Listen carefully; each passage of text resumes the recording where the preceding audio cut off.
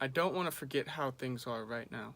Because when I get to the mountaintop, when I get to the other side of this thing, it's I'm not going to be able to explain to anyone or myself, or nobody will believe me.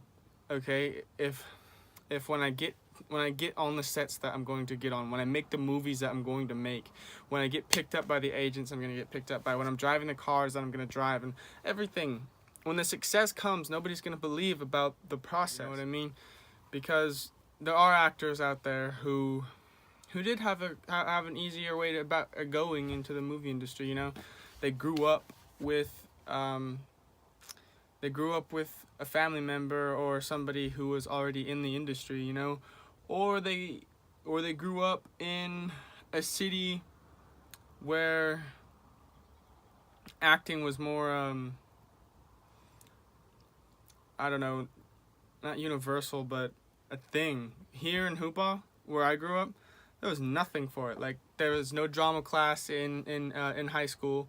There was no, like, we needed drama class in high school though. At the most exposure I got to acting, other than raw, like, real acting in life, like, the only exposure I got to, like, scripts and things like that were Missoula Theater. They came and did some plays, and I did one play where the Little Mermaid, but it was like the original Little Mermaid, and I played Gil. It was a lead role, and Gil was Ariel's like best friend. He was the friend zoned guy. You know, I can relate. It was a fun experience. It was awesome. That was like the only thing, and that was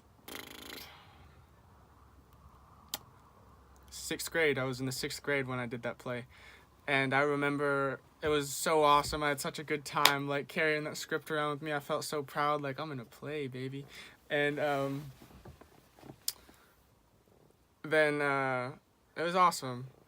Get it. And then when I got my costume, my merman costume, it was so much fun. Like, my friends and everybody else who was too cool to like audition for the play or whatever, they were all they all called me gay or whatever, or laughed at me, and the girls in my class pointing fingers. I didn't even care. I was like, hey, this is fun. Like, this is me.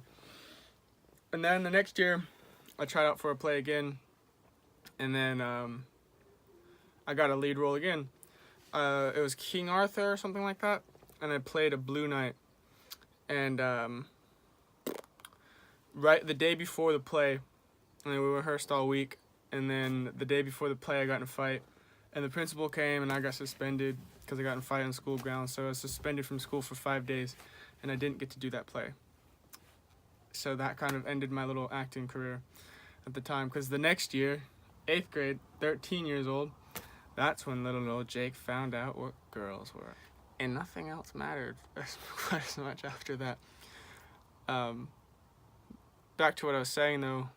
So that was all the exposure that I had to the entertainment world. And then cut to, I'm 18 years old, and I'm approaching graduation, and I'm signed up for school, and I'm signed up to go to Sacramento City College. And I'm just thinking, like, seriously, like what everybody thinks when they're about to graduate high school.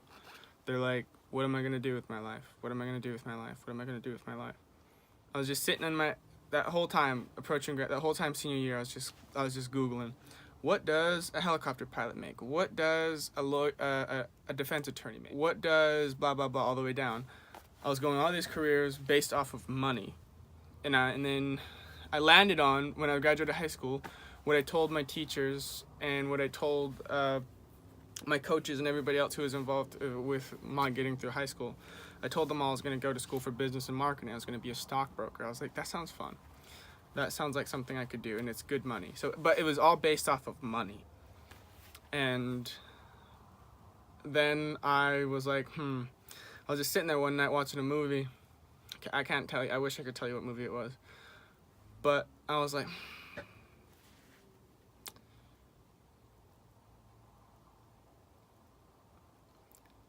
I think I can do that. So I instead of searching other jobs, I knew that acting was like, right then, I was like, man, that's a crazy dream though. I was like, that's nuts. Like, that's so, I better stick with this job, this tangible goal. I better stick with that. And then I told my mom, but anyway, that night though, I went from searching all these different careers to looking up acting classes. I found this acting class, Studio 24, in Sacramento. And then I found it on my phone and I was like, yeah, this is the one I'm going to go to. I can afford this. It's going to be awesome. And so I click my phone shut and I walk into my mom's bedroom and she's sitting there watching TV. And I just sit at the end of her bed and I'm silent and and she's like, what? She was like, what's wrong? I'm like kind of freaking her out and I'm like, I know what I want to do with my life, Mom. I know what I'm going to do. And she was like, what? What? She was always happy because all the way growing up, I was always like, Mom, I'm going to be a UFC champion. Mom, I'm going to go to the Marines. Mom, I'm going to be a Navy SEAL. I was always jumping around like, I'm going to go there, Mom. I'm going to go there, Mom. I'm going to do this. I'm going to have this. I'm going to be this all the way through my childhood. And I was always like, that night, I walked in and I sat at the end of her bed and then I said, I know what I'm going to do. No. I know what I'm going to do with my life. I said, I'm going to be an actor. I'm going to make movies. And my mom said, all right, let's make it happen then. You can do it.